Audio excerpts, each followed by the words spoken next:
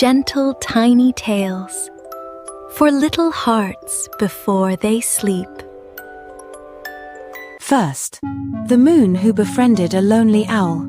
Far away, where the forest meets the edge of the sky, there lived a little owl who sat alone every night at the very top of the tallest tree. All the other animals were asleep. The crickets had gone quiet, and the world was very, very still. The little owl looked up at the moon. He had looked at the moon every single night for as long as he could remember. But tonight, something felt different. Tonight, the moon seemed to be looking right back at him. And so the little owl whispered into the night sky. He didn't say very much. He only said, "I am here," and the moon, in its quiet and gentle way, made its light just a little bit warmer. Just for him. That was how the moon said, "I see you. And I am here, too." From that night on, the little owl was never lonely again. Every evening, he would come to his branch. And every evening, the moon would be there, steady and silver and patient as all the stars. Because sometimes, all we need is someone who notices we are there and stays. That night, as the little owl finally closed his eyes, he felt the warm glow of the moon on his feathers.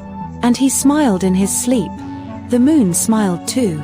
It always does, when it knows a little one is safe and resting.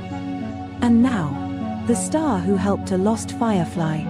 In a meadow full of little lights, there was one small firefly who had flown too far from home. The other fireflies twinkled in the distance, but they were so far away now. And the little firefly did not know which way to go. So it stopped. And it floated in the dark.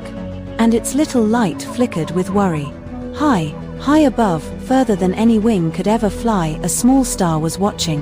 Stars have very good eyes, you know. They can see every little light in the world below. And this star noticed the firefly's small, flickering glow. It noticed, and it leaned a little closer. The star could not call out. Stars do not have voices. But stars have something even better, they have light. And so the star shone just a little brighter. Just in one small spot. Right ahead of the firefly's tiny wings. And the firefly, who had been so still with worry, saw the light, and flew toward it. And step by little step, the firefly followed the star's light through the tall grass. Until, there they were. All the other fireflies. Blinking and glowing, just as they always had. The little firefly had found its way home. And up in the sky, the star grew just the tiniest bit brighter. The way stars do when they are happy. That night, as the meadow grew soft and quiet, all the fireflies folded their little wings and rested in the tall, gentle grass. And the stars above kept watch, as they always do, all through the long and peaceful night. No one was lost. No one was alone. Everyone was home. And finally, the flower who waited all winter for spring.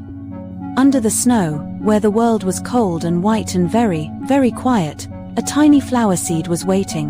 It had been waiting for a long time. Through the first frost. Through the long, grey days. Through the nights so cold the stars seemed to shiver. But the little seed was patient. Because it knew, in the way that seeds always know, that spring was coming. Then one morning, not quite like the other mornings, the air felt different. Softer. The snow began to listen to the sun, and deep in the ground, the little flower felt it, a warmth, like a gentle hand placed over the earth. And it stretched. Very slowly. The way you might stretch on a morning when everything feels just right. Up it came. Little by little. First just a bud, small and shy, the way good things often start. Then, petal by petal, it opened. Pink as the morning sky. And all around it, the world was waking up too. The bees remembered where the flowers were. The birds sang songs they had been keeping all winter, just waiting for a day exactly like this one. The flower stood in the warm light of spring, and felt the sun on its petals for the very first time. It had waited so long. Through all the cold and all the dark and all the quiet. And now, here was the light. Here was the warmth. And the flower understood something then.